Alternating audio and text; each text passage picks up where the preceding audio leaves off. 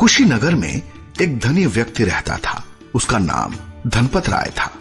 उसके नाम के अनुसार भगवान की अनुकंपा से उसके घर में अन्न, वस्त्र और धन संपत्ति का कोई अभाव नहीं था।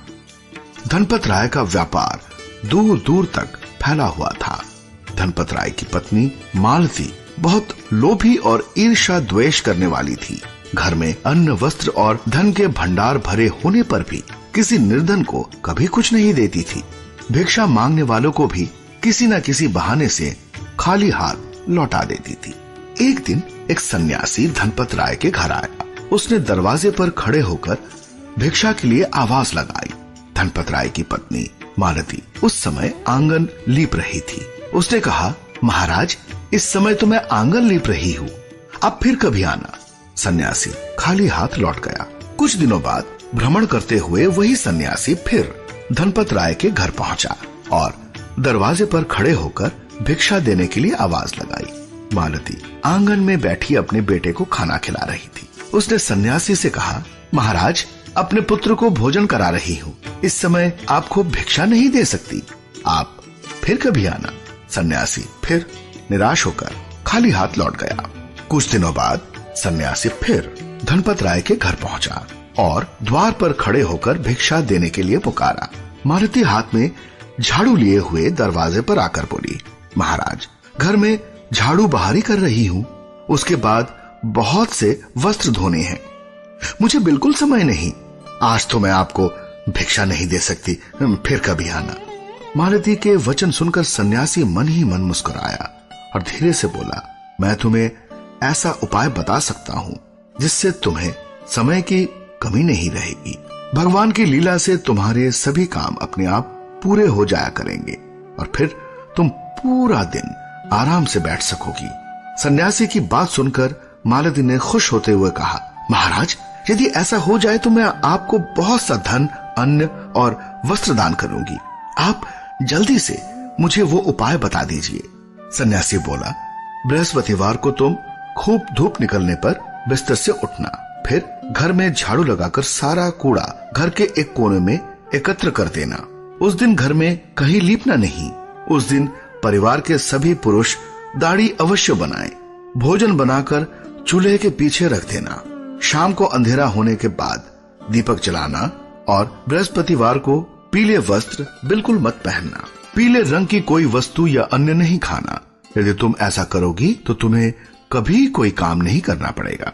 अगले बृहस्पतिवार को मालती ने अपने पति और घर के दूसरे पुरुषों को देर से उठाकर स्नान करके दाढ़ी बनवाने के लिए कह दिया। स्वयं भी उस दिन खूब धूप निकल आने पर ही उठी। भोजन बनाकर उसने चूल्हे के पीछे रख दिया और घर में दूध की खीर बनाकर सबको पेट भरकर खिलाई। कई मास तक मालती हर बृहस्पतिवार को ऐसा ही करती रही। अचानक उसके पति को व्यवसाय में घाटा हुआ। घर में चोरी होने से वस्त्र, आभूषण और धन चला गया। नौकर चाकर उन्हें छोड़कर चले गए।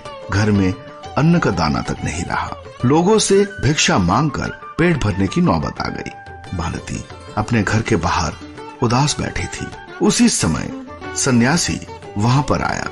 उसने भिक्षा पात्र आगे करते हुए कहा, भगवान की अनुकंपा से अब तुम्हें बहुत समय होगा, इसलिए हे देवी, जल्दी से उठकर मुझे थोड़ी सी भिक्षा दे दो। उसे देखते ही मालती सन्यासी के चरणों में गिरकर बोली, महाराज, मुझे क्षमा कर दे, मैंने झूठ बोलकर आपको भिक्षा देने से इनकार किया था। मेरी गलती से मेरे घर की धन संपत्ति, अन्न और वैभव सब नष्ट हो गया। महाराज, मुझे कोई ऐसा उपाय बताओ जिससे मेरा घर पहले की तरह भरा पूरा हो जाए। यदि आपने कोई उपाय नहीं बताया तो मैं आपके चरणों में सिर पटक पटक कर अपने प्राण दे दूंगी। सन्यासी ने कहा, हे देवी, मेरे चरण छोड़ो और मेरी बात ध्यान से सुनो।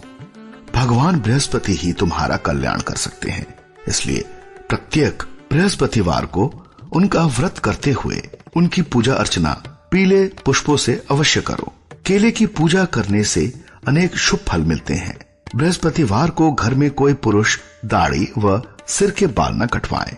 सूर्योदय से पूर्व उठकर स्नानादि करके घर के आंगन को गोबर से लीप कर पूजा करो। शाम को घी का दीपक अवश्य जलाना।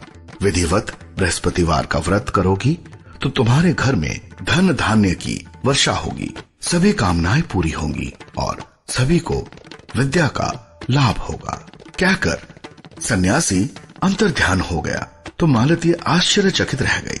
फिर उसने प्रत्येक बृहस्पतिवार को विधिवत व्रत किया। बृहस्पति देव की अनुकंपा से उसके घर में धन धान्य की वर्षा होने लगी। खोया हुआ मान सम्मान और वैभव पुनः प्राप्त हो गया।